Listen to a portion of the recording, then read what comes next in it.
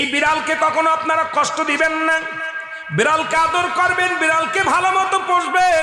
বিড়াল যদি কোনো জাতির জন্য দোয়া করে, কোনো গৃহস্থর জন্য দোয়া করে, ওই সংসারের মধ্যে উন্নতি শুরু হয়ে যায়।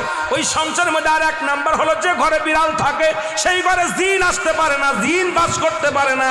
আর একটা ঘোষণা শুনে নেন, নবীজি বলে গেছেন, যে ঘরের মধ্যে বিড়াল ছানা বাস করে ওই ঘরের মধ্যে জিন জাতি প্রবেশ করতে পারে না। তাহলে ছোট ছোট মাসুম বাচ্চাগুলো যে ঘরের মধ্যে থাকে, মুসলমান অনেক সময় জিনের আশ্রয় পড়ে যায়, অনেক সময় জিনে আসর করে, ওই ঘরের মধ্যে জিনে আসর করে।